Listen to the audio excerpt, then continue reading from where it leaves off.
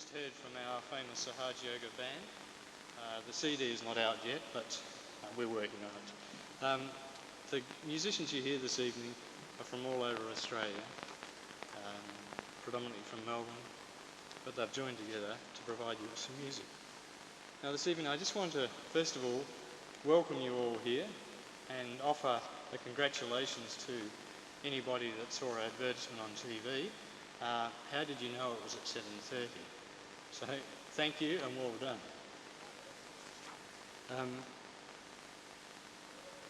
Just some housekeeping to start off with.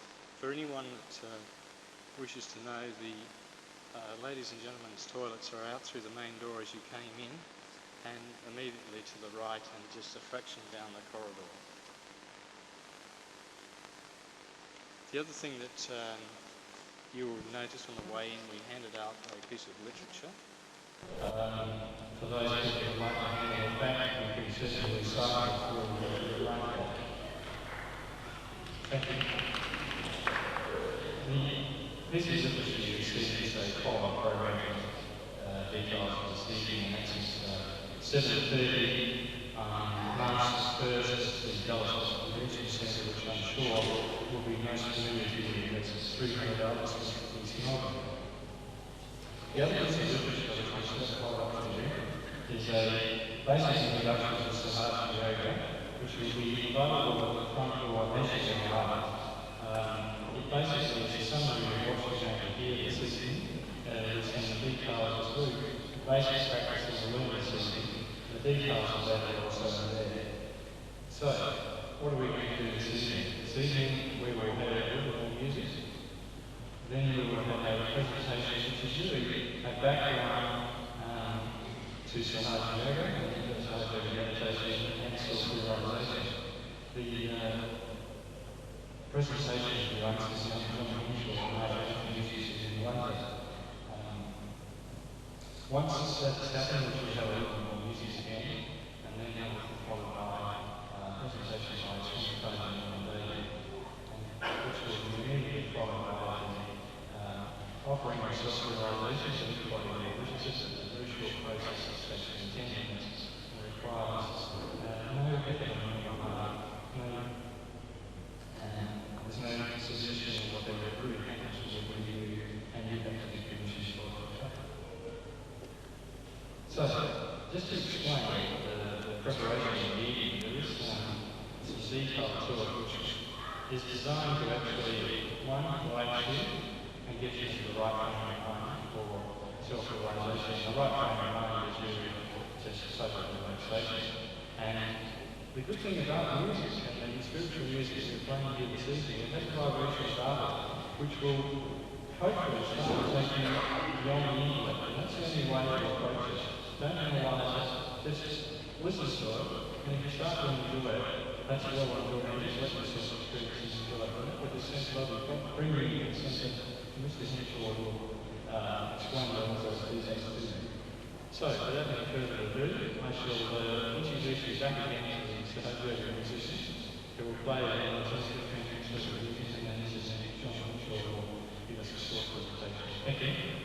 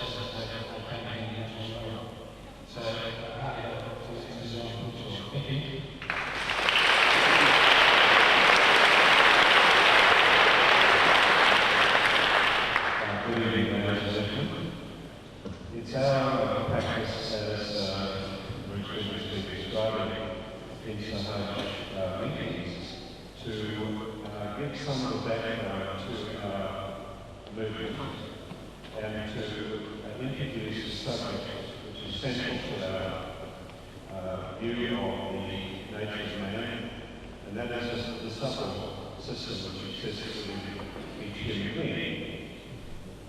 Now, tonight, after our brief here, we'll have a little music and then Srimati will come. I'm only here to give some background to this occasion, which I'm sure, if you are receptive and you desire it, will be a rather fundamental experience as well, a climactic experience, because this is too important an event in the history of human beings to, as it were, allow us to slip away.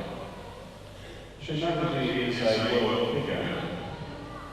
She is the traditional wife of a very distinguished diplomat who's actually visited Australia at this time to launch his book on Lal Bahadur Shastri, the great statesman of the heroic age of Indian independence, who, as you probably know, was a very short-term Prime Minister that had a long history of dedicated service as the most august, moral, decent and humane politician of exemplary character and world stature that we're likely to see in this very troubled century. Srimati lived this traditional life. She was trained in medicine. Her family had a background in the realm of politics and law. She studied as a doctor, but her studies were terminated during the crises leading up to independence in Britain. At one stage she was imprisoned by the British. Her whole family were persecuted. They dedicated their lives to the freedom of the Indian nation. And in their sacrificial efforts provided exemplary conduct for the whole of their country and established a very fine and distinguished reputation. However, this was not the whole story. Srimati was born in Nagpur, in the Nagpur area of central India, with very special qualities as an outstanding personality in the ashram of Mahatma Gandhi. She even advised him on certain spiritual matters. Dedicated her life to the furtherance of her discovered or revived like system of Sahaja Yoga, and at a certain time when her two daughters had grown up, was able to move into public life and to spread the message of Sahaja Yoga around the world. Sahaja Yoga now, of course, is prominent in 64 countries. In India, of course, there are hundreds of thousands of Sahaja Yogis, and in Russia there are many, many thousands. There are quite a few here in Australia. Her program at the age of 72 years, which is coming in a few days' time, is remarkable in respect of the enormous talent and the enormous number of public meetings she holds right throughout the world, every continent, with perhaps the exception of China. As you know, China is a very recent area open to the world, and perhaps we'll see some other interesting activity there. Now, essentially, the message of Sahaja Yoga is extremely simple, but like all simplicities, they are enormously subtle. We have to understand, perhaps, that a little bit of the way that human evolution has gone in the past 2,000 years in respect to our continuing contraction of consciousness from a fairly connected spiritual sense state down to the ego-oriented modern man who considers himself now the master of the universe. Now, this ego-centered modern man is fairly recent in the history of human beings. And in fact, you couldn't have found an example of this sort of person in any civilization. However, tendencies may have been in that direction. We find ourselves in a world which has become rather dangerous. It's a violent century in which the unresolved strivings of human beings have been poured into useless, senseless and destructive wars. Our media, of course, is filled with the tragedies that are pouring on the planet every day. And in fact, the media itself has become an instrument of destruction. We are familiar with this, and I think that one has then to consider that among human beings around the world is a very genuine desire to discover what their real worth is. I mean, it's not for nothing there's been this proliferation of psychologies, cults and movements in the latter part of the 20th century, because it's an innate desire in people to understand who they are, why they're here, and where they're going. Now, the difference between Sahaja Yoga is this, that it's not a doctrine, it's not even a body of knowledge, however useful that may be. One can talk about the nature of these hidden realities within the human being, but the important thing is to experience. Everybody in the world is built in an image of the divine. In one way or another, we all participate in that process unconsciously. Everybody in the world is equal in the face of the revelation which is poured on the world of matter, and equal in the sense that innately we have this system which is subtle, in the old days as it called the ether within us, the life forces, the body of energy which sustains our existence in this physical world. Medical science will, by degrees, come to this realization as well. In fact, there are quite significant facts that turned up in medical research to point to the existence of the system, but as we have found in the evolution of the last 2 or 3 centuries, that man is an animal of his creations. A 17th century philosopher who been able to describe the world in a very mechanistic language. In the 19th century, we have the steam engine, and from that we get theories about psychology which arise from that model. We've got a much more subtle one around now in the computer.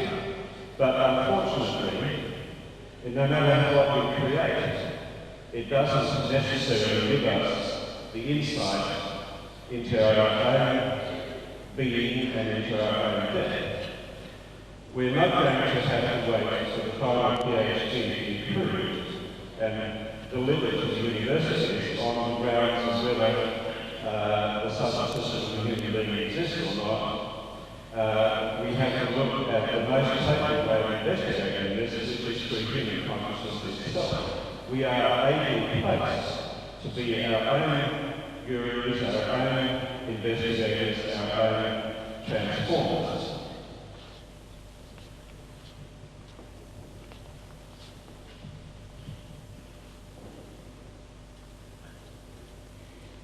It says in the Bible, which is in fact a very profound document, though perhaps the most misused track in the history of human beings, that there is something within us that they call the rod that budded, which is a symbolic reference to the subtle system. Now, the traditions exist all around the world in the traditional mind of this experience. There were senses by which people perceived this in the past. You only have to refer to the rather remarkable existence in the history of architecture, design and art for the reference to this particular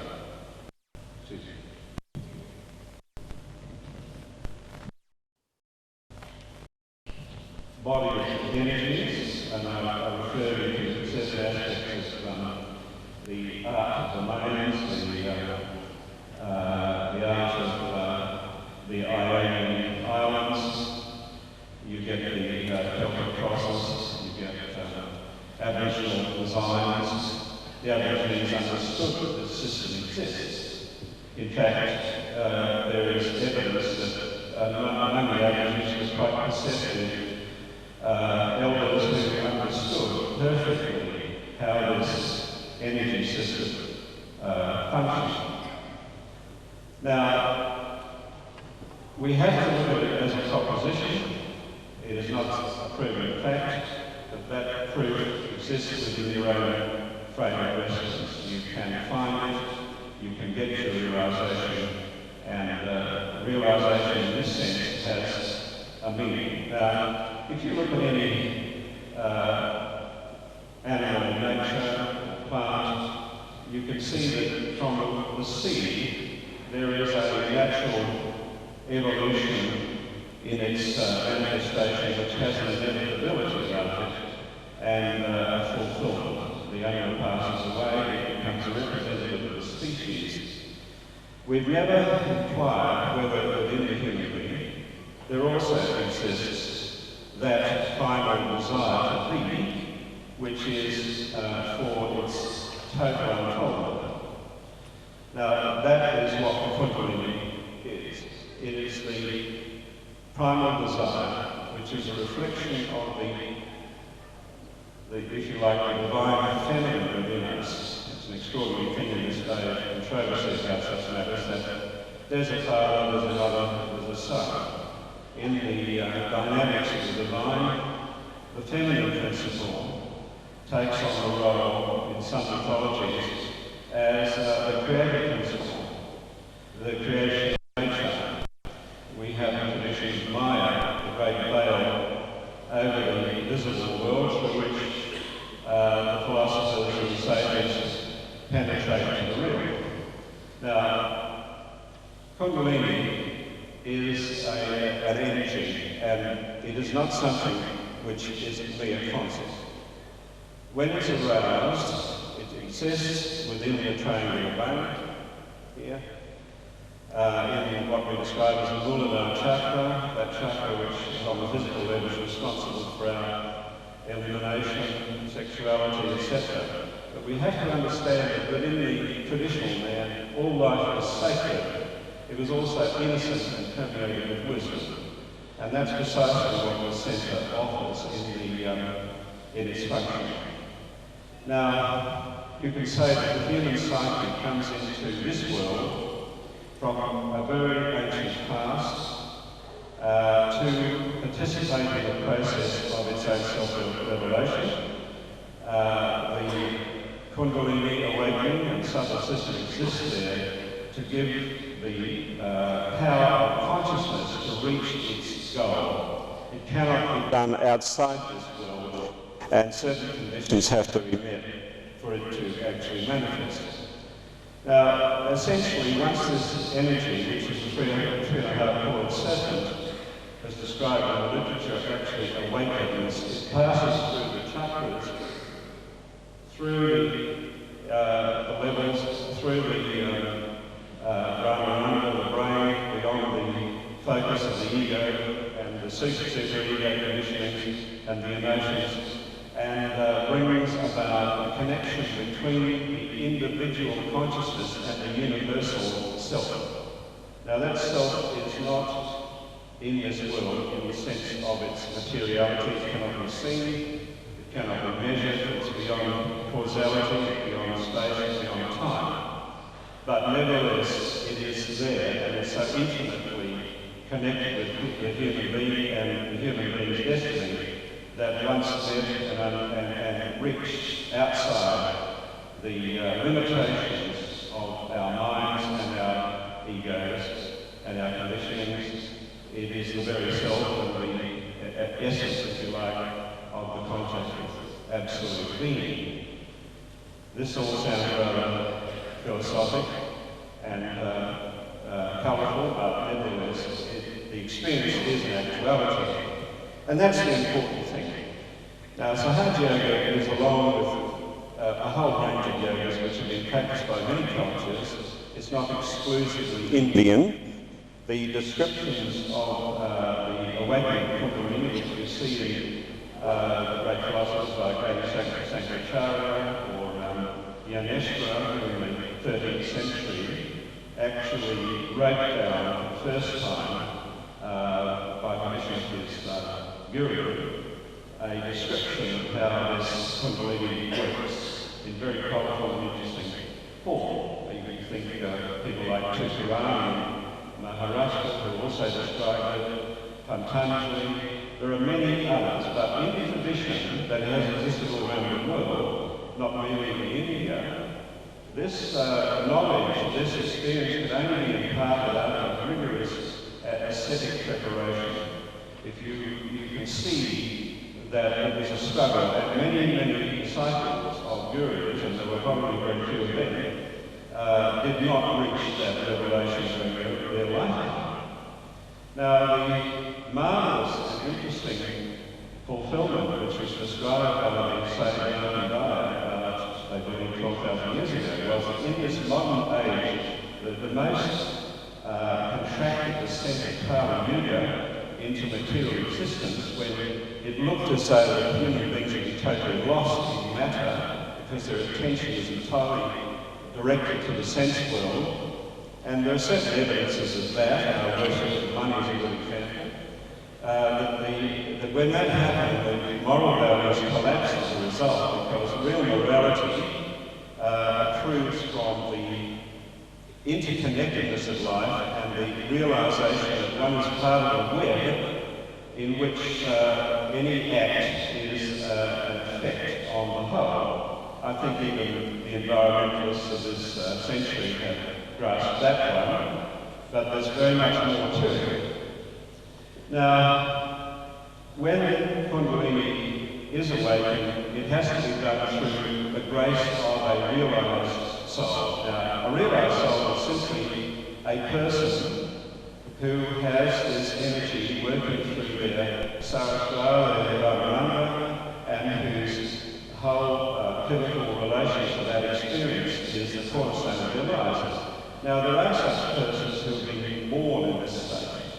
Personally, one man who's actually born with this particular condition, and they're quite remarkable people. In history, we have the Leonardo da Vinci, we have the Goethes, we have the great St. John of the Cross, and many other mystics, saints, poets, and artists who worked from this level of experience and left memorable and quite revolutionary results in the world where they lived.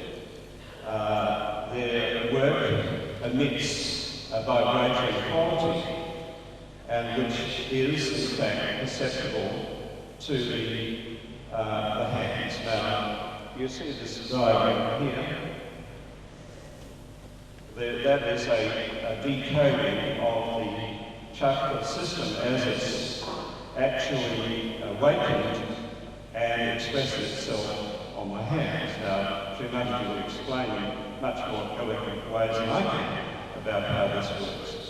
But essentially, it means this, that every human being, no matter whether they're from whatever background, whatever their status in life, whatever their age, because many children have this experience now, they can get it, and the unique role of Srimati is that she can confer this en masse. And the only requirement is not a self-abnegation of the will or some abnegation of one's individuality, but simply the willingness to be open to the experience and in fact reach it. Now, I know there is a certain contempt for the hands, as it were, in traditional culture because we work so much out of our heads. But the fact of the matter is that in life, so much is dependent on other factors that we cannot calculate on, which exist in our unconsciousness. Now, briefly, we have the Muladhara chakra, which is the basic one. It is the primal one. It has its own archetypal background. Now, Kundalini was, if you like, discovered also in the 20th century by Carl Jung. And if you look at some of his case histories, he has direct evidence that what he called a realised or individuated personality, in fact, was one in whom his energy system was awakening. There are many examples of that. So even though this is a very ancient system, it has come down intact. It's something has been preserved in the human being which is totally pure. It is totally untouched, undamaged, and can be awakened in spite of all the aberrations, if you like, of human beings. And if you have known seekers in the 20th century with their indulgence in drugs and all the other diversions, phony gurus and that, you will understand that there are many, many people out in this world who sincerely desire to find out that reality for themselves and not be sidetracked into the poverty-stricken or depressed by the poverty-stricken culture which is now pouring upon us through the manipulations of the media and all the other nonsense that's going on in the world. Now, if a person has that connectedness with all life, they do not indulge in if you like, the appalling destructiveness of what we see around us. When this energy passes through the next chakra, it awakens the whole range of creativity within the human being, whether it's in art and science and intellect, in all that sphere. Beyond that, we have a region which is the region of what we call the Guru, the void, a very strange, interesting place where through traditional culture we have the influences of very great gurus. In Sahaja, all the great religions had an essential teaching which has been distorted by authoritarian and unscrupulous people and distorted into militancy and all the other aberrations we see. The great gurus, whether Lao Tse or Socrates or Confucius or Muhammad or Nanak or any of these great figures are essentially saying exactly the same thing. Human beings have to become self-realised, and the process requires attention, it requires discipline, and if you look at the cultures where these great gurus like Abraham or Moses existed in the Jewish culture, for instance, you'll find very, very strong statements about moral behaviour for the good of the collective, because when human beings reach their inner consciousness, they become not super-egotistic, but they become collectively religious. Now that's extremely important thing. And that collectivity is the basis on which we can build social life. The great sagas of the Bible are, in fact, stories about how this was worked out. Now, when the Kundalini passes through the void, innately these qualities start to flower. The guru in the human being becomes awakened. You don't have to go to somebody else. By your own powers of reflection, your own powers of understanding, your own powers of intuition, you can see what needs to be done within the personality to clear it of the obstructions to its own ascent. The next chapter is very, very important because from the emotionality which exists here, you come to the world of feeling. And that feeling, of course, the basic one is security. The basic security of an organism and the basic security of a personality depends on how this chakra is developed. On one side you have the quality of the father, on the right side, on the left you have the quality of the mother, Within that, you have a reflection of the divine principle reflected in the heart. When that begins to become activated, there is no doubt that the principle of life and love are behind all material systems. And it's a tremendous, the riddles which you get in Zen, like the sound of one hand clapping, is an example of that inner resonance which occurs when that heart chakra is activated. The archetype of mother and the archetype of father are reflecting the physical mother and the physical father, and any disturbance to this arrangement will produce dire consequences for the development of the child. We're observing that in our social chaos surrounding us.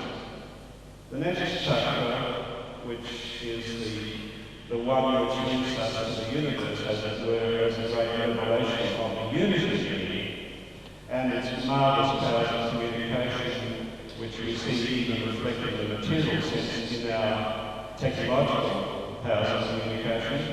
That's the lower analog of something which is much, much deeper. One feels connected with the entire universe. Beyond that, we have what we call the Ajna chakra, and all great incarnations who've have come to influence the development of this process within the human being. The great example which has had a profound influence, of course, all over the world is the arrival of Christ, whose presence within the brain, as it were, removes the stigma and the power of the ego. It withdraws it. This yellow balloon, and it quietens down and transforms the power of the superego, which is the blue channel. Now, all our philosophies and psychologies tend to this system. Now, within it, we have 3 channels which connect all the chakras. This is a dynamism which is expressed in the psyche. The psyche's activities influence the health and balance of these systems. Now, on the left-hand side, and you can think the whole culture that we've developed around this principle, you have the emotions, you have all that subtlety, you have all that the cold poles, as it were, the tendency to become self-destructive and masochistic in its extreme, balanced by the other extreme on the right-hand side, which is very, very typical of our culture. Outgoing, extroverted, aggressive, conquering. We talk about science conquers space. We talk about science conquering creation. There's no sense of real relationship here, or conquering the moon. Now, this is an extremely aggressive form of, shall I say, the overemphasis on this patriarchal masculine quality. It has great value when it's balanced, but when it's not balanced, it's extremely dangerous. Now, in the center, you have the ascending mode, and that's really where Sahaja Yoga comes in, because in activating this Kundalini power, the central channel is in fact the important one, which integrates in the central nervous system the activities of the sympathetic systems on each side. Now, it's a dynamic process in the center, and it's only when that Nadi is in fact awakened from Kundalini that the ascent can proceed. As Ramdas said, he was asked how long would it take for Kundalini to pass through the brain. He said in that moment it's extremely quick, it's instant. We're dealing with a very dynamic force here, the most dynamic force that's acting in the universe. And it's actually extremely swift, but it's not a blind ascent. Now this energy is extremely intelligent. It exists behind all forms of life, which are ubiquitous. We take them for granted. We take the flowers, we take the trees, the grasses, and everything that's given. We're very much enamored with what we make out of the world, and we accept nature as given. We ignore the fact that very deep down in our awareness, in deeply unconscious levels, we are deeply connected with nature, and our effects not only flow from our technologies, but from other levels as well. So the salvation of the world, or the transformation of the world, is in fact in the hands of human beings through their own transformation. Now, this dynamic is not to be thought of as a static thing. This is merely a dynamic that's active 24 hours a day. But the difference between these two dynamics and the central one is quite profound. When the extremes are reached on the right-hand side, for instance, this is a functioning extreme, you get the adult and see the archetypes of total destruction. On the left-hand side, you get people who are lunatics, who are in fact unable to cope with anything in their lives. You get the sadism on one side and masochism on the other. And the healthily functioning these systems are also part of our personalities and have to be integrated. Now, the principle of integration is enormously important. When this chakra, the Yoga chakra, is open, and the ascent is through the chakra, that is the most overriding mood, feeling, whatever comes into human awareness. There's a tremendous sense of peace, a tremendous sense of integration, a tremendous sense of the dynamic quality of being. There is no uncertainty left. Now that happens because it runs around the notion of meditation. Now there are many schools of meditation, many schools of thought development and so on. A lot are devoted for people in the sense that they induce them to become more materialists. This is not the purpose of healing, the sense to become more materialists, more money grubbing, more absolutely in control and dominating all the other nonsense that goes on. We've got too much of it already. This is the ascent has to be at a stage where the Kundalini itself quietens the mind down. This is the essential difference between what we call meditation and Hatha Yoga and just about every other system. But if you look at Hatha Yoga or Jnana Yoga or Kriya Yoga or Raja Yoga, you find that their ultimate goal is self-realization. All of these were used at one stage or another to achieve this end. This is the primary ascent. Now, it's very difficult to describe in words, and it's certainly something which the actualization of which is the reality which one must experience. But this is very, very traditional, and it's so traditional its origins lie in antiquity we can't even possibly imagine.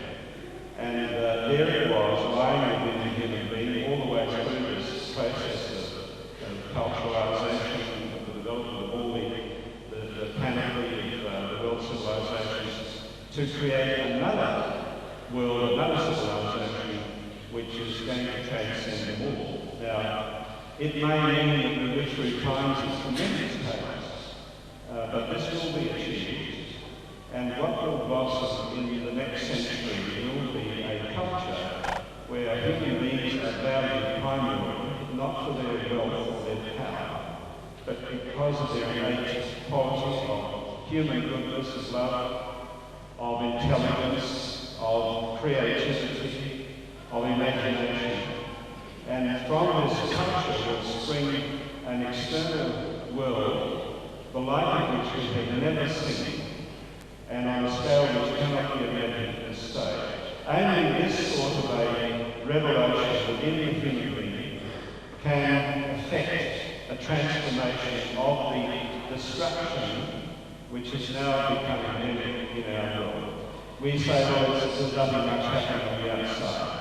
If you look inside human beings and you see the casualties that one finds in the psychiatric world, in the medical world, for instance, the new array of diseases which have arrived on the planet, you understand that something's happening through the psyche of human beings, and the soma aspect is becoming destroyed. Now, it's in order that this catastrophe, which is slowly creeping on us, will not overwhelm all the people in the world, at least the seekers, who patiently wait through the millennia, will be able to achieve this. I see Mr. Nunn is about to be with us, and I would humbly ask you if you stand as a mark of respect for such a man.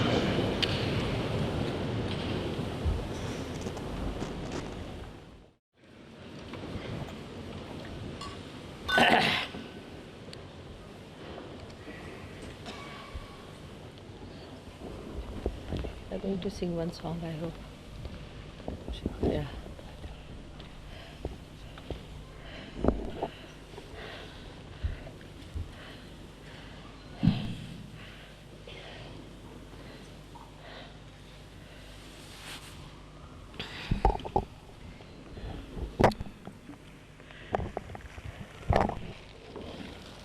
Thank you.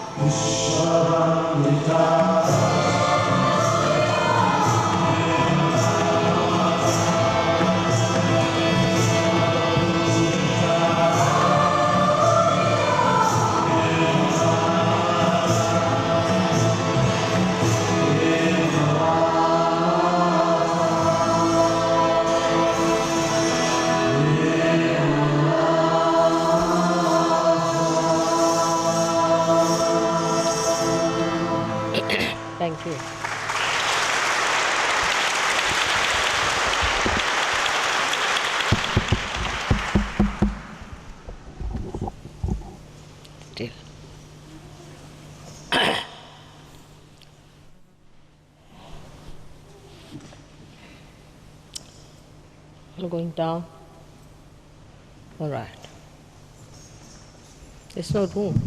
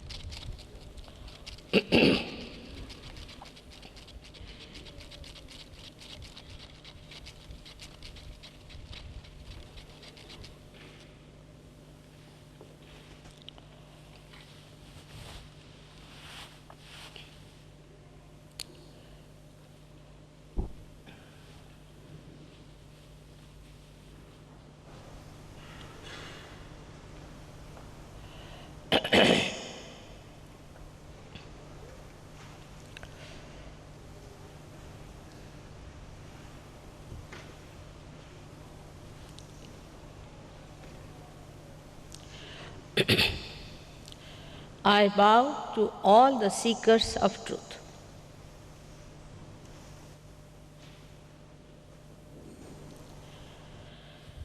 At the very outset, I have to say that truth is what it is. You cannot change it. You cannot transform it. And unfortunately, at this human awareness, you cannot know what is the truth. You may describe, you may talk about it, but to know the truth, something more has to happen to.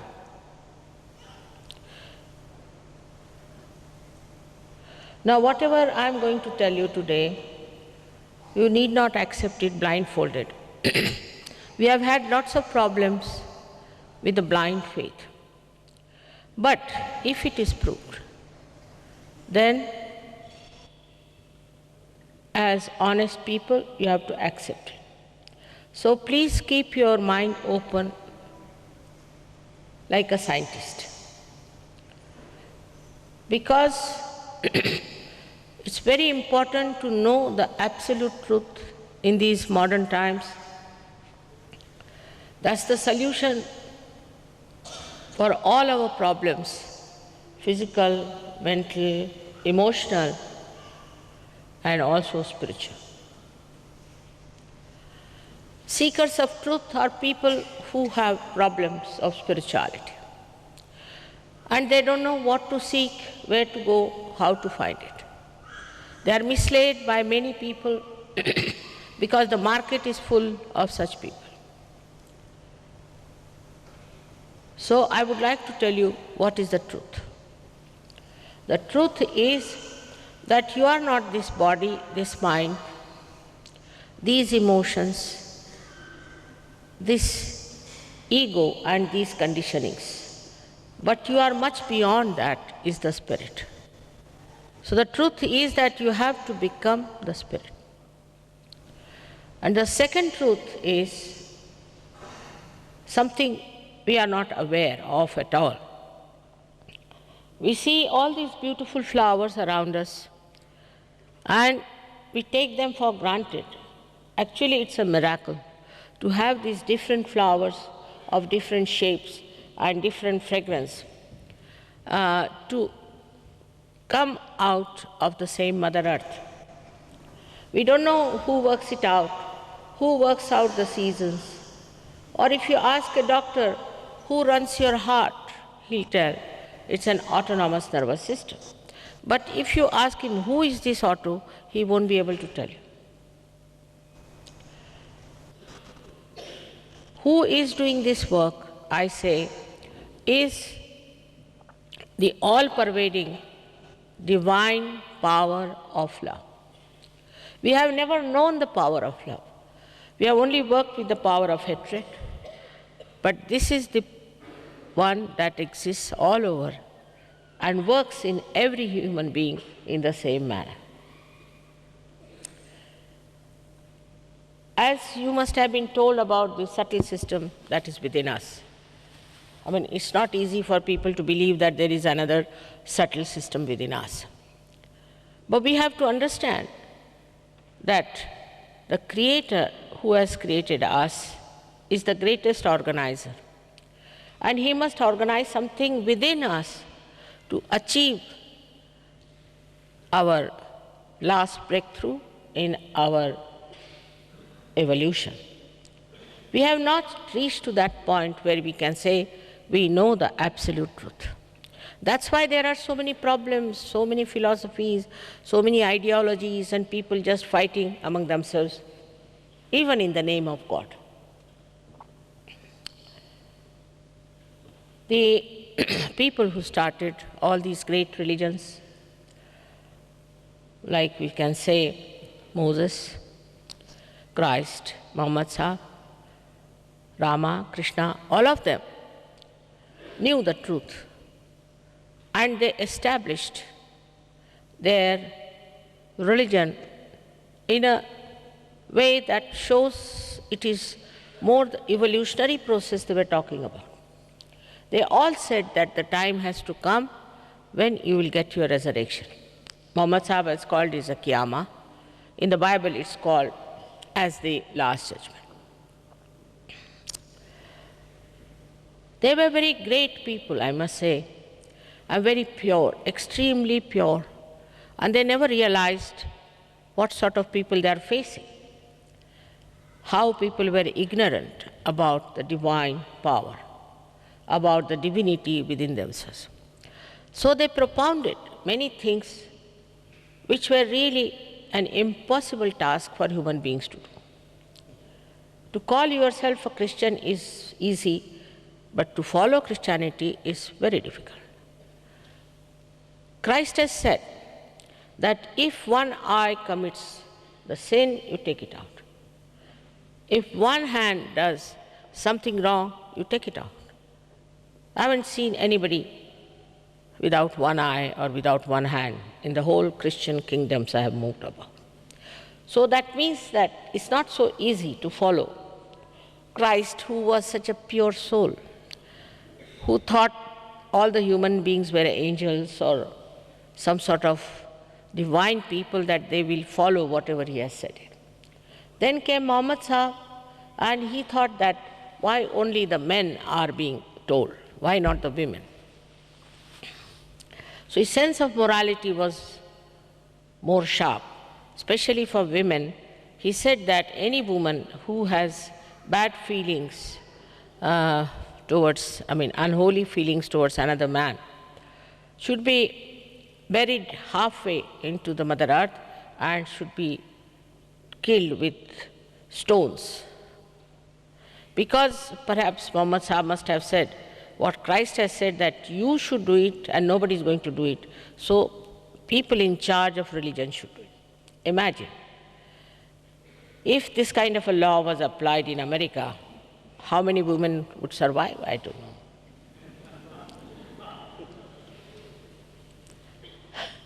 So I don't blame them, because their idea about human beings was very different. And they couldn't understand the inability of a human being to take to something that is higher. Normally, the tendency is to take to something destructive, to take to something that takes you away from reality. And this, you cannot stop. You cannot tell them, don't do it. Many people promise in the morning, all right, I'll not do it. But they cannot keep to it because they haven't got the light of the Spirit in their life. So we have to have the light of the Spirit in our heart. People talk of peace. There are organizations after organization for peace. I've met many people who have got awards for peace, but they are very disturbed people, very angry people, very hot-tempered people. I could not imagine how they got this award for peace, because there is no peace within. There is a way to achieve that peace within yourself, unless and until we become peaceful within ourselves, where there is no problem between our heart, our brain, and our attention, then only we could be peaceful. This can be very easily achieved through this happening, where this power of Kundalini has to rise. It's like a primule in a seed. It's a living process.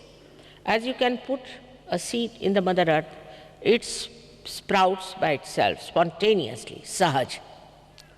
Sah means born, Sah means with, and Jai is born.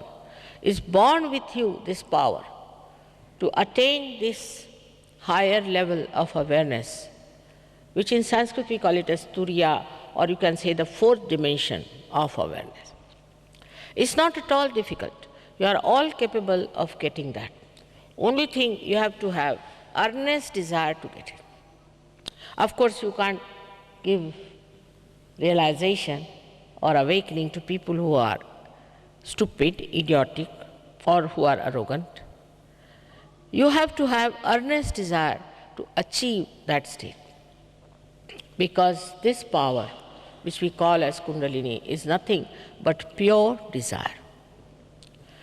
Because other desires are not pure. Today we want to have a car, then we want to have a house, then we want to have a helicopter, I don't know. It goes on and on and on. We are never satisfied with what we have. That shows the desires we had were not pure. The pure desire is to be one with this divine power. But if this desire, whether you are aware or not aware, is not fulfilled, then you become seekers of truth. And this is the state I find is now, in these horrible modern times, is so much evident. In every country I visited, I was surprised, whether it was Islamic or Russian, England, Australia, anywhere. I was surprised that people are earnestly seeking the truth. They might make mistakes, as I said. They may go to wrong paths, that's different. But definitely there are seekers, and restlessly they are seeking the ultimate, which is the absolute truth. Spirit is the source of absolute truth. You cannot know anything without becoming self-realized as far as its own understanding is. Like, supposing somebody says that democracy is nice, somebody says that another style of communism is good, or socialism is good, on politics or economics, anywhere. They never agree. Even the religions don't want to agree. They want to be exclusive. But if you see the thing what Muhammad Sahib has written, he never was exclusive. He talked about Moses, he talked about Christ, he talked about Christ's mother with great reverence. So, he was not exclusive. I don't know how people have formed exclusive religions. Must be some sort of a selfish interest that people started saying this religion is good, that religion is good, that religion is good. And when we don't know the absolute truth, we start believing in all these kind of things. To believe into anything blindly is not going to help us. We have to have the insight to see what is really the truth. So when this happening takes place, what happens is that you feel a cool breeze of the Holy Ghost coming out of your head. You'll be amazed to know that the Kundalini is your own mother, individual mother, and she is the reflection of the Holy Ghost within you. She knows everything about you, your past, your aspirations, everything she knows. And she is your individual mother, very anxious to give you your second birth. She has been waiting and waiting and waiting. And when the chance comes, she really shoots up like a jet, I must say, in this jet age. It's very surprising how in these modern times it is working so fast. maybe the pure desire of people is very strong. And it has been predicted that at this time, all these things will happen. I must say you are all very lucky people to be born at this time, and that you are seekers of ancient ages, and then you should really get it. And you get it also. You must have faith in yourself. We have no faith in ourselves, not in our identity. We take to all kinds of nonsensical things because we don't know what we are. If we know how glorious we are, how great we are, what is our potential, what we can do, how many powers we have, then we would not indulge into all these things. We'll not go to that extent that one becomes really mad and crazy. This identification can be easily found out once you know yourself. We know the whole world, but we don't know about ourselves. First of all, you will know about your own centers that are. These centers represent all your physical, mental, emotional, and spiritual being. And on your fingertips, you know very clearly what centers are catching. Now, supposing you know how to cure them, and if you know how to cure for others also, so you can cure yourself and cure others, because you develop a new dimension in your awareness, which we call as collective consciousness, where you can feel others very clearly on your fingertips. This is your potential, this you have within yourself. It just starts working, and you are amazed how you can feel the centers that are within yourself and the centers that are with other people. You can feel for the people who are dead, who are living, who are far away. When you grow into your awareness, which is, I said, the fourth dimension, then it starts working. And you are amazed the way you can cure yourself and you can cure others. There are 3 doctors who have got MD in Delhi for curing incurable diseases, and now they are trying to put down how many cancer patients have been cured with Sahaja Yoga. Christ cured so many people. How did he cure? Nobody bothers to know and to find out. What did he do? When he cured people, he must be having some powers. And what were these powers by which he cured? There are so many diseases we have which we call incurable, can be easily cured with Sahaja Yoga. First of all, what we need are people who are evolved and who are matured in Sahaja Yoga. Once you are matured, you become an expert, and also very humble, very compassionate, very loving. All your temper and all your anger and hatred falls out. It's a fact. I'm not telling you some stories. We have many here, at least I think 30% people who are sitting here have got it. But they dress up like you, they live like you, but they are very peaceful, and they have given up all that was destructive in them, all that was spoiling their lives. Their married lives are very good, they have beautiful children. So there's a vision. One can see clearly that this whole world will one day become a beautiful place for all of us to live together happily and without any grievances about others. All these different ideas of racialism or caste system and all those will just drop out because you become a universal being. When you go to, say, America, you are a Sahaja Yogi, all the Sahaja Yogis will come to see you. One person falls sick, say, in Australia, all the Sahaja Yogis from all the world will make inquiries and find out how is he. You have so many who are talking about brotherhood, friendliness, but cannot be because there is this, we can say, a partition within us between the divine and ourselves. But once you know the divine, you are amazed to see that the divinity just gives you that confidence and that understanding on your central nervous system. It is not just talking and lecturing.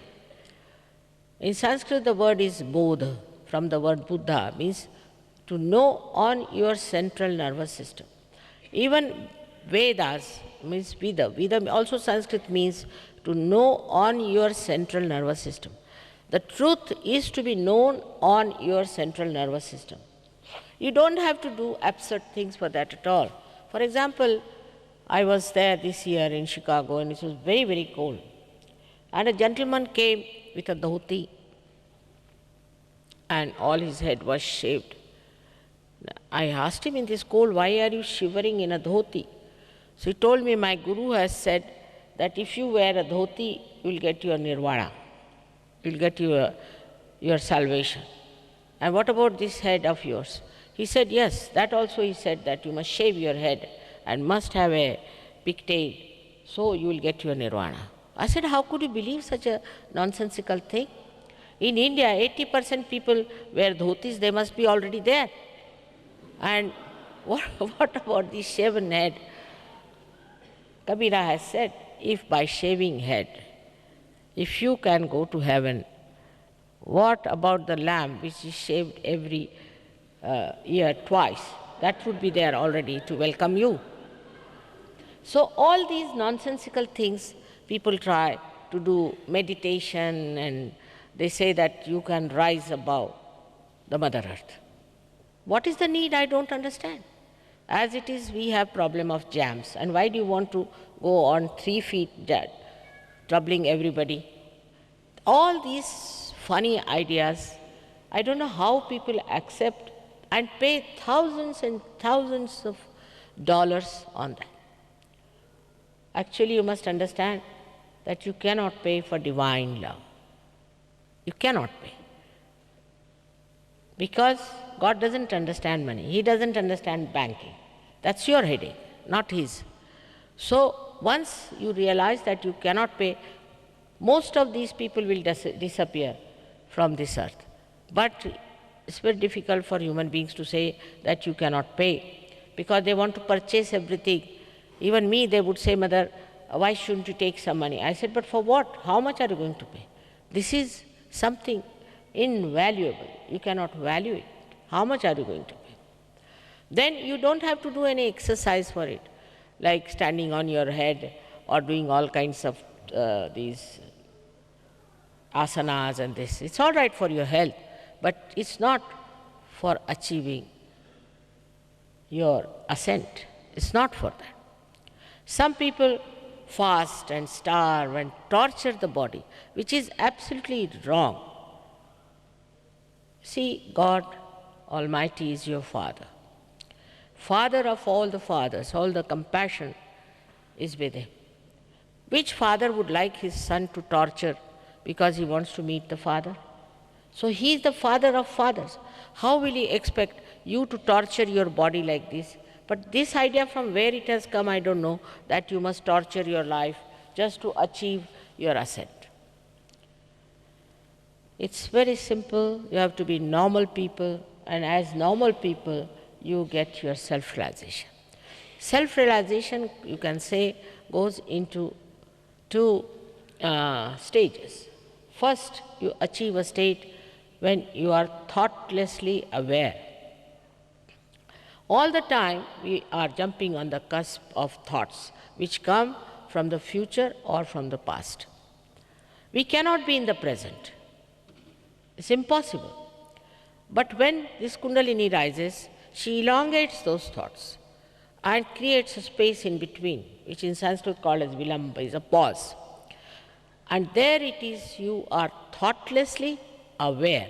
And that is the point where you grow spiritually. That is the point where you become a witness of the whole play, and also that is the point where you become absolutely peaceful. You watch everything happening, you see everything going on, but you are just watching it. Like when you are in the water creates waves and you are afraid of the waves. But supposing you get onto a boat, you can see the same waves and enjoy. But supposing you learn how to swim, you can jump down and save many people. It's the same stages you have to pass through. So the first one is where you become thoughtlessly aware, and the second stage is where you are doubtlessly aware. You have no doubts about yourself, about divinity, about anything. But it happens to some people, both things together, somehow, and they achieve a state of complete peace within. They also emit peace.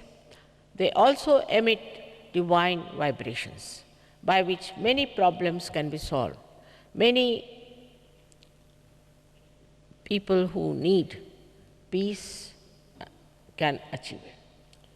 The another quality of spirit is that when it is in attention, it enlightens your attention. By that enlightenment, you can see things which normally you don't see, you feel which you never felt. It's very surprising that this attention is so active, so meticulously working. If you pay attention to something, it works out. It works. This attention works. And this is the kind of an attention you have which is potential. But once it becomes enlightened, it becomes such a dynamic force within yourself. And you pay attention to yourself and attention to others. And amazingly, you help people by your attention.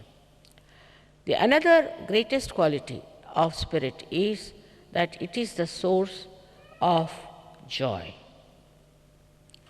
Not that only it is the source of absolute truth, but it's a source of joy.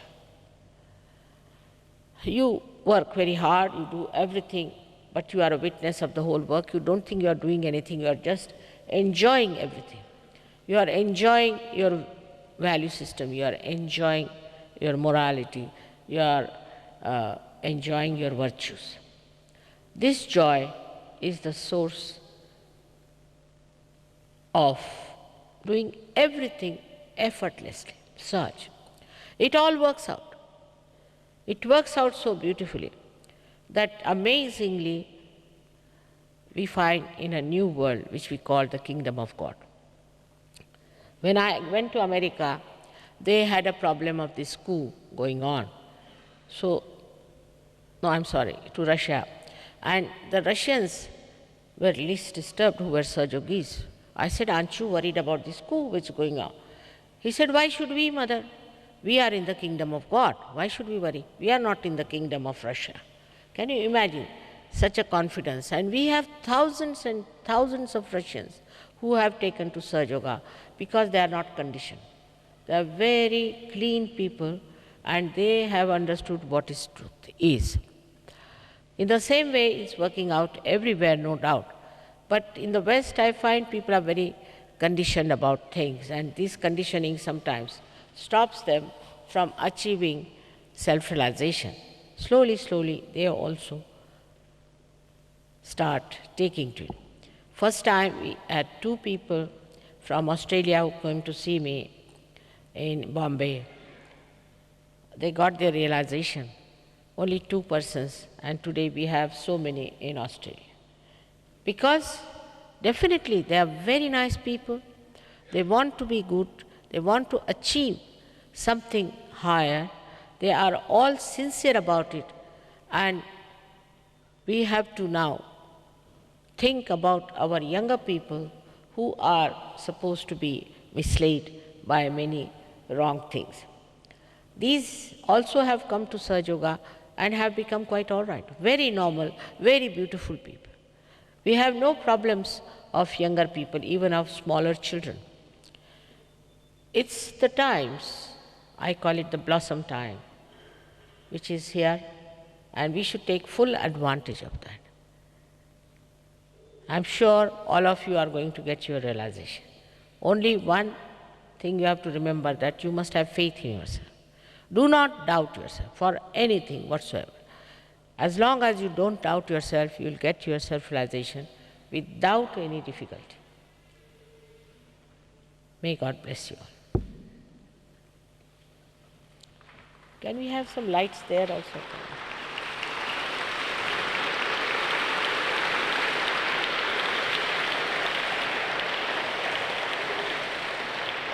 Can we have some lights at the back? I can't see them.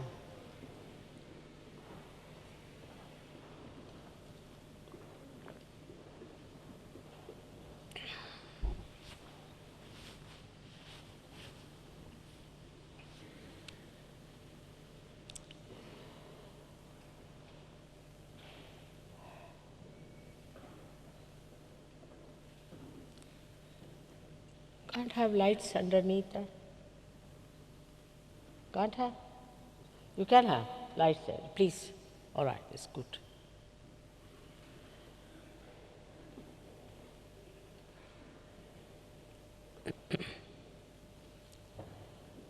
Those who are standing, can you sit down or you can come here? There is room to sit. It's better to sit down.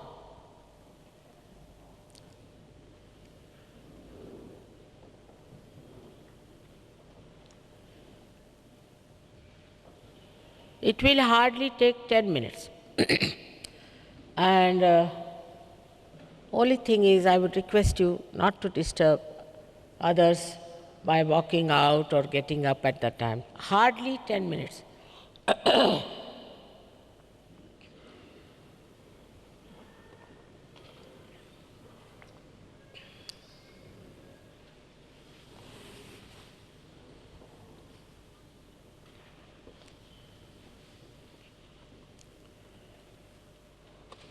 Of course, you have questions, so you may write to me, and I will definitely try to answer them. I have been doing this work for the last 25 years now. And I'm quite an expert in answering all kinds of questions, whether they are funny, stupid, or anyway genuine. But it's a mental acrobat. There's nothing so great. It's only up to the mind. You have to go beyond the mind. So it's better that we should forget about those questions just now, get your realization, and then I'll see how many have questions.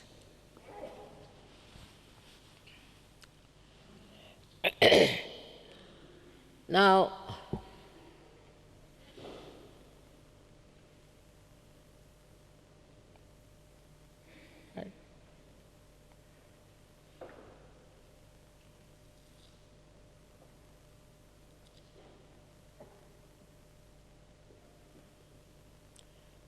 of course, there are some conditions, which are very simple conditions, which I hope you can follow. One of them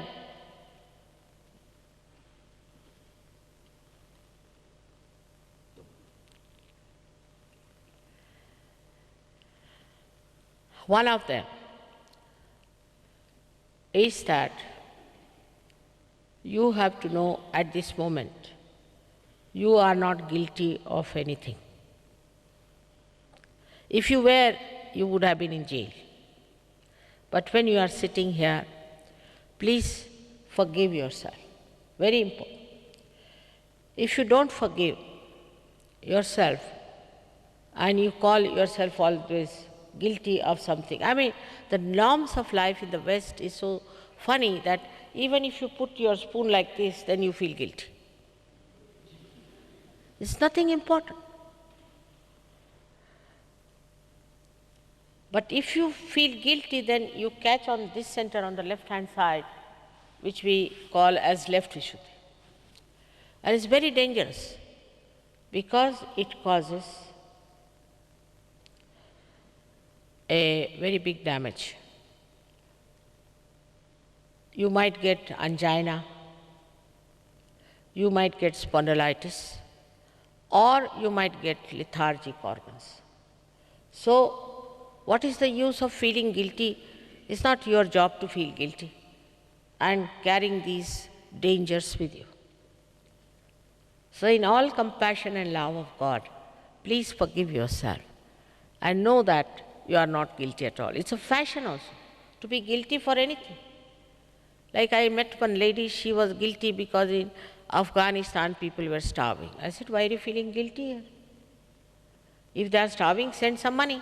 What's this of sitting down and feeling guilty? It's a kind of, you see, a melodramatic attitude, I think, that people think, oh, I'm guilty, how can that? And to me, some people told me that you look so joyous, that's not good. In France, first when I went there, you shouldn't look so joyous. I said, but I am. What can I do? They said, no. Here people are very miserable, and you must say you are miserable. So I said, why are they miserable here? So I started my lecture with Les Miserables. And I said, if every 10th lamppost has got a pub and about 12th lamppost there's a prostitute standing, what else will it be? You are inviting your own miseries. And sitting outside on the street, they were discussing when the world is going to end. That's the best, because now they are fed up with themselves, so they wanted to end the world also. So all this is more sort of a mental attitude to feel guilty, I should not have done that, I should not have done that. So at this moment, I would request, don't feel guilty. Because if this center is in jeopardy, this Kundalini won't rise, it cannot penetrate. So you'll also miss such a nice opportunity. Then there is another problem is with the center on the optic chiasma, which we call as Agya Chakra. If you do not forgive people, it becomes like this. It's a very constricted center. So you have to forgive others also. If you forgive others, then this center opens out like this. Otherwise, it's impossible. You cannot cross over. This center is one of the most difficult ones. So please, just at this moment, forgive everyone in general. Don't even think about people whom you have to forgive because it's a headache, even to think of them. So just in general, you forgive everyone. Just forgive everyone. You will feel very happy and much lighter just now. These are the two conditions we have. The third one is easier, is to take out your shoes. When I said this in England, half of them walked out on the first day. They couldn't take out their shoes, so much attached to them.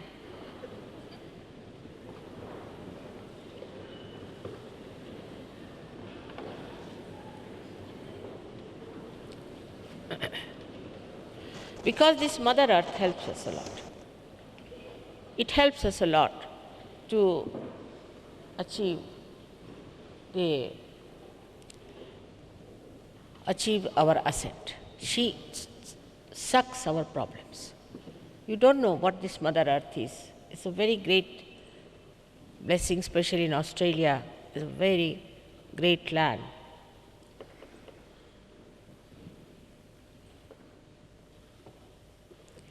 Now, in the beginning, we'll tell you how we'll be nourishing our centers, which is very simple. This is only once you have to do tonight. You don't have to do it again. It's all right, very, very simple. Now, after taking out your shoes, you please put both your feet apart from each other. That's all.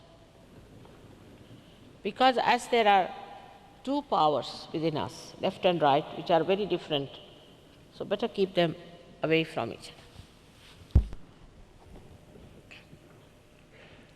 The left power, which we call as the left sympathetic nervous system, which is nourished by Ida Nadi, is for our desire, works out our desires, which is, I should say, not a concrete thing, just we desire through this nadi.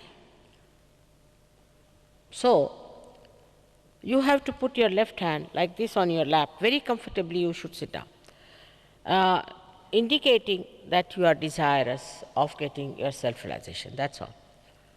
Just put your left hand towards me like this, all the time. With the right hand is for your action. The right nadi, which is Pingala nadi, works out for your action. So you have to use your right hand on different centers. On the left hand side, we work only on the left hand side. So put your right hand on your heart, please. In the heart resides the Spirit. I've already told you about the Spirit. If you become the Spirit, you have the light of the Spirit and you become your own guide, you become your own master, you become your own guru. So we take our right hand in the upper portion of your abdomen on the left hand side, which is the center of your mastery.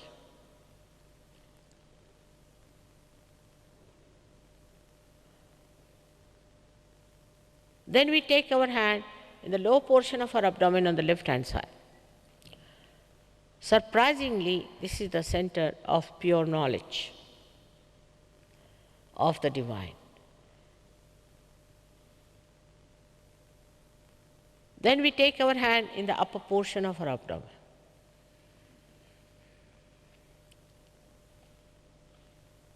Then on our heart again. Now, in the corner of your neck and your shoulder, I have already told you about this chakra, and turn your head to your right. I think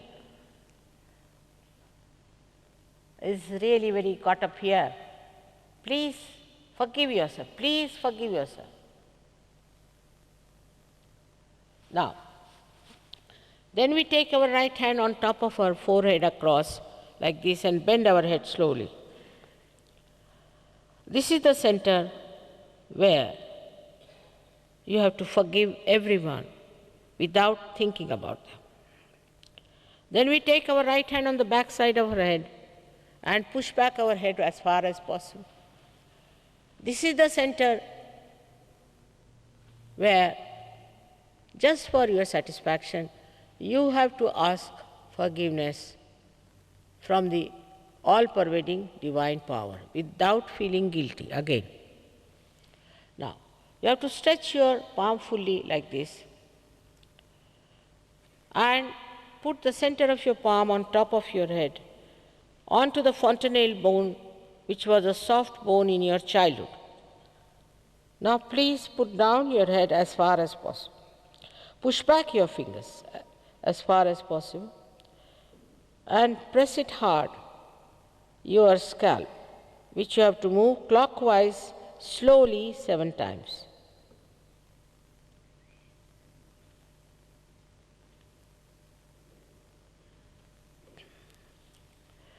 Push back your fingers, that's very important. Push back your fingers, so there's a better pressure. That's all we have to do. Bend your heads, please, bend your heads. Push back your fingers. That's all. This is all we have to do. And now we have to close our eyes. Before closing our eyes, I would say better take out your spectacles because it might help your eyesight also. And please don't open your eyes till I tell you. Don't press very hard, just ordinarily as we sleep. This is very gentle way of closing the eyes. We have to have respect for ourselves and understanding that we are capable of achieving this higher state. So now please put your left hand again towards me, both the feet away from each other, and close your eyes and put your right hand on your heart. That will do, Henshaw. I think you can go now.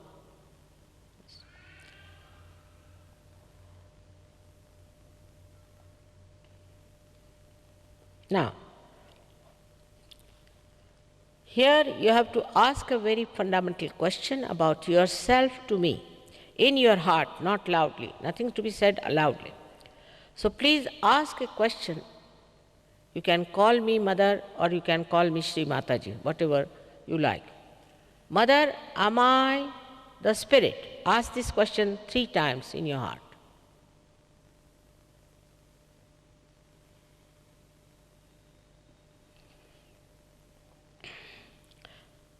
I have already told you that if you become the Spirit, you become your own guide. and your own master. So now please take your hand, the upper portion of your abdomen on the left hand side, and press it. And here you ask another fundamental question about yourself 3 times, saying, Mother, am I my own master? Ask this question 3 times.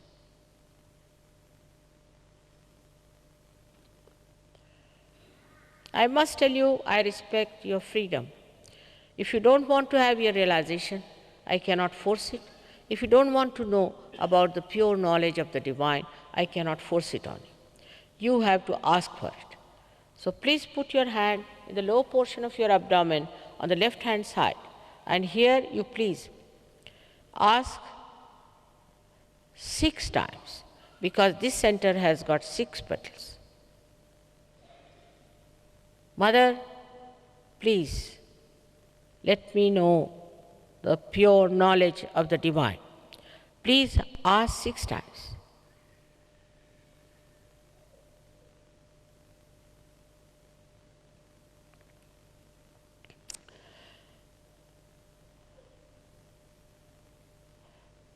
As soon as you start asking this question, the Kundalini has started rising. It won't trouble you, it won't give you any shock. At the most, some people might feel a little heat on their hands, but it has started. So now please raise your right hand to the upper portion of your abdomen on the left hand side. Now these are the upper centers which we have to open with our full self-confidence. Here you have to say 10 times with full self-confidence, Mother, I am my own master.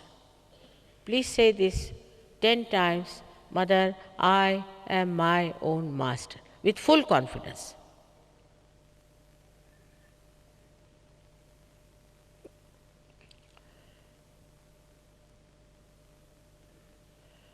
At the very outset, I have told you that you are not this body, this mind, these emotions, this intelligence, this ego, or your conditionings, but you are the pure spirit.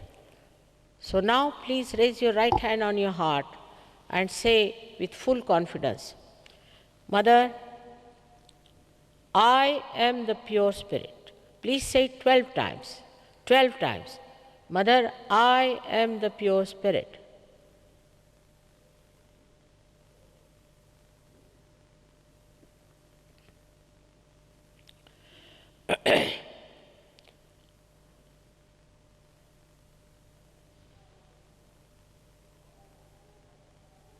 I have already requested you to forgive yourself, because this all-pervading power is the ocean of knowledge, ocean of compassion and love and bliss. But above all, it is the ocean of forgiveness.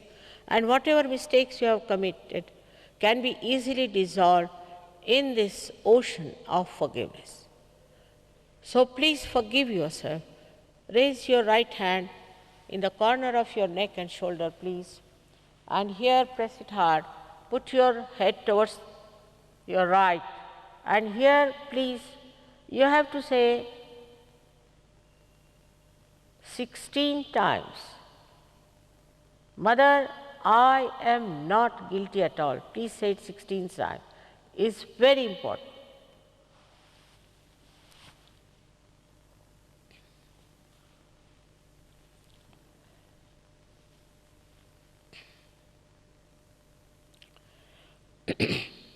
I have already told you that you have to forgive everyone in general, not thinking about them, because if you don't forgive, the center of Agya won't open out. As it is, whether you forgive or don't forgive, you don't do anything. But if you don't forgive, then you play into wrong hands. So at this moment, try to understand that as it is, you have tortured yourself by not forgiving. But at this moment, if you forgive, the center will open and you will achieve what you have to really achieve, your self-realization. So please forgive all the people in general. Raise your right hand on top of your forehead and slowly put down your head. And here you have to say,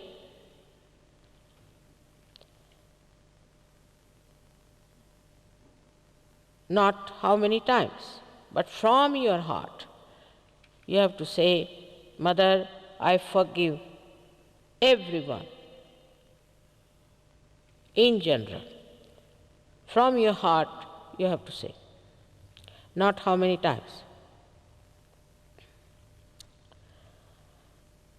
You have to now ask forgiveness from the divine power, without feeling guilty, without counting your mistakes, just for your satisfaction.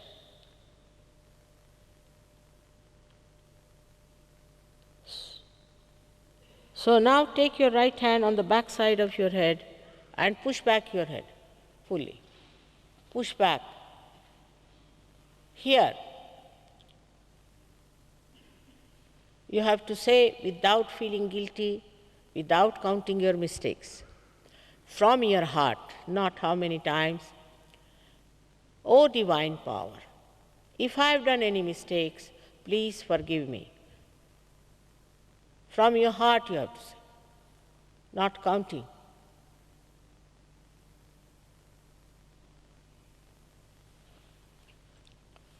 Now the last center is very important. It's the most important. So stretch your palm fully.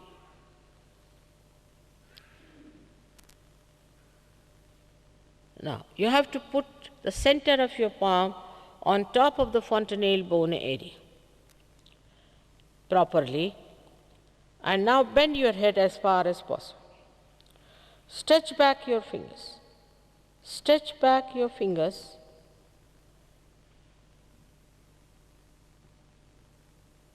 At this moment, I have to again say that I cannot give you self-realization unless and until you ask for it, because I respect your freedom. So here you move your scalp slowly 10 times. Scalp, by stretching your fingers out. Please put down your head. Please put down your head. And now move your scalp 10 times. 7 times.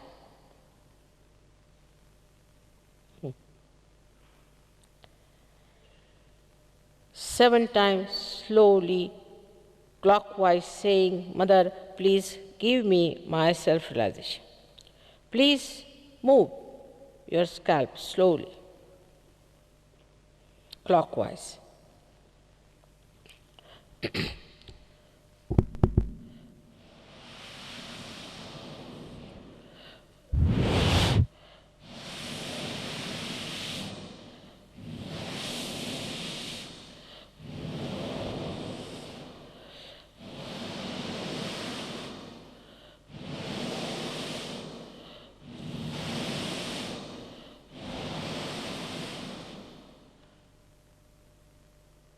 Now take down your hand and please open your eyes slowly. Put both the hands towards me like this, just like that. And put the right hand towards me and bend your head and see with your hand, left hand, if there's a cool or a hot breeze coming out of your fontanelle bone area.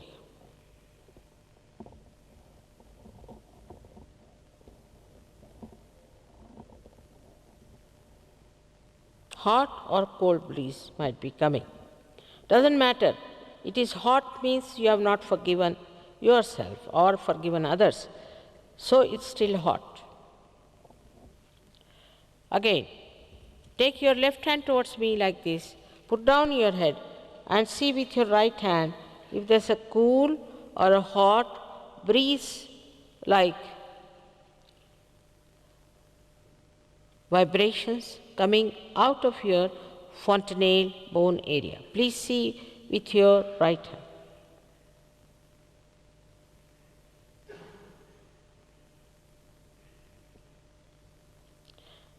Sometimes some people get it closer, sometimes they get it very far away. So you have to move your hand to see. If it is hot or cold, doesn't matter. But if you forgive just now, yourself or others, it will definitely become better and cooler. All right. Now again once more. Put your left hand towards me again and put your right hand on top of your fontanelle bone area and bend your head and now see yourself.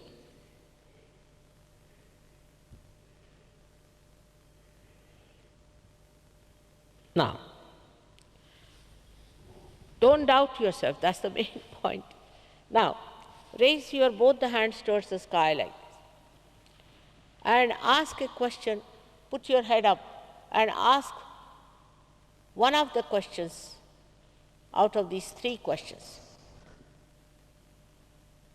3 times. Mother, is this the cool breeze of the Holy Ghost? Second, Mother, is this the all-pervading power of divine love? Third one, Mother, is this the Parama Chaitanya? Ask any one of these questions 3 times. It's all right. The vibrations are coming from you to me. All right, put it down. Please put it down. Now please put your hands like this. Now watch me without thinking. You can do it. Watch me without thinking.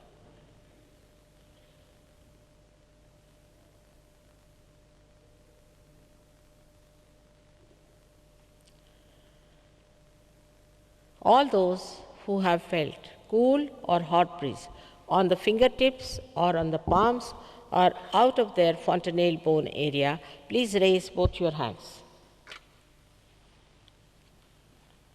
Didn't feel it?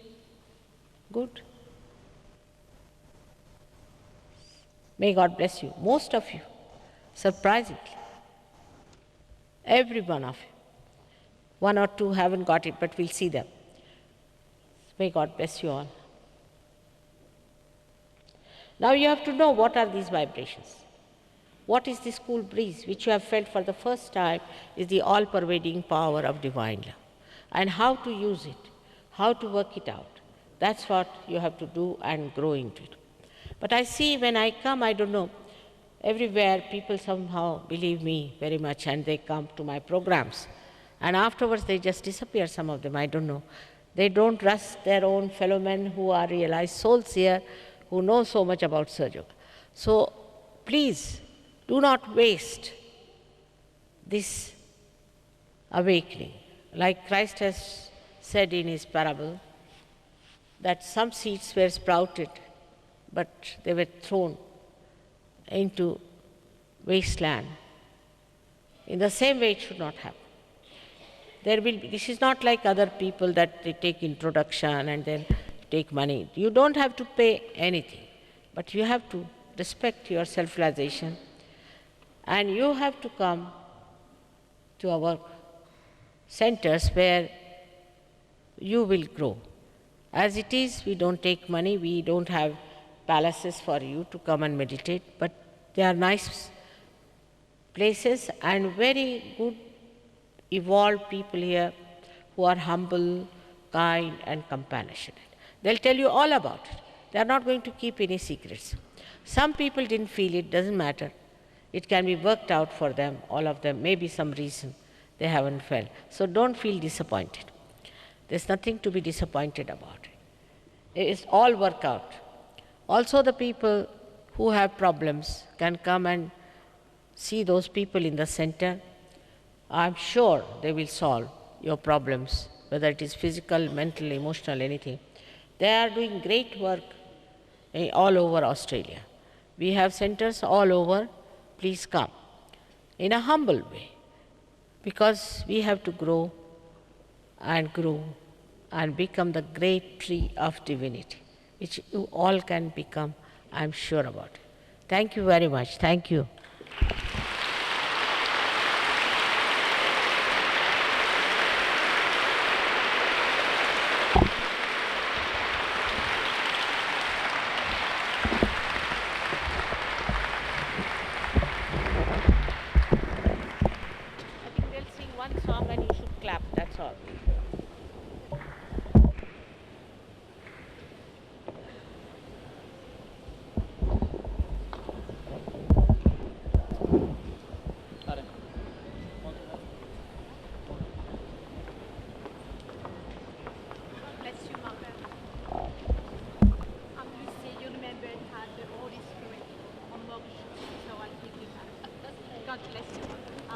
pray for you. I always pray for you. I got a little picture of you in my prayers. I'm always praying. God bless you, Mother. I'm so happy to see you. Thank you.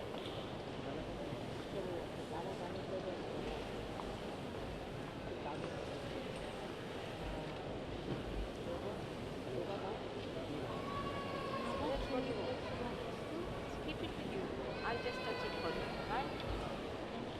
मिलेगा तो ये सब लोग एक करेंगे. Be careful also. Thank you, Nanda. Please sit for about 10 minutes more.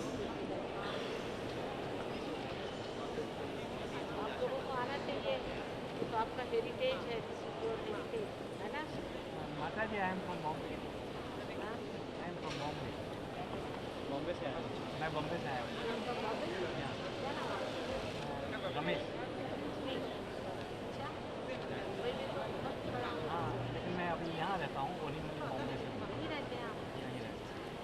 तो अब आइए, सर्च में आइए. हाँ, आएंगे. और आगे बढ़े. अल्मोड़ा का नैनीताल का बद्रीनाथ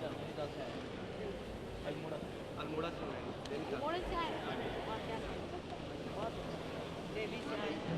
आप लोग प्रोग्राम में आइए। सीमादेवी बोली सीमादेवी बोली आप लोग प्रोग्राम में हिंदुस्तानियों का आइए। ये है, बस हम आते तो आते हैं प्रोग्राम और में भी आइए। कोई आता नहीं. यही लोग आगे जा रहे हैं. दिल्ली से आए आप दिल्ली से आए हैं. दिल्ली से आए हैं। स्वरूप कपूर जी के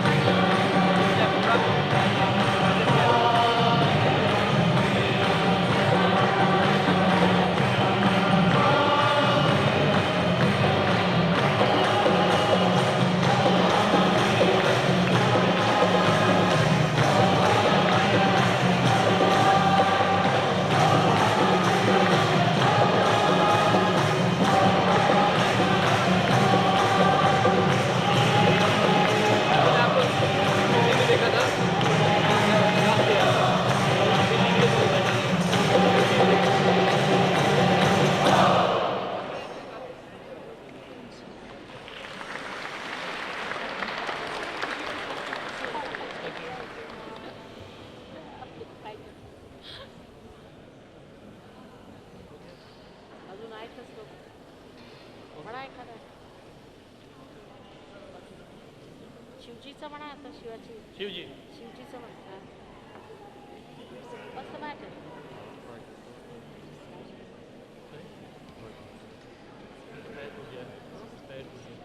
What? With an accident? What has happened? I think you come to us and just them to the right. Right? Right. That is You have not got any steel inside, have you?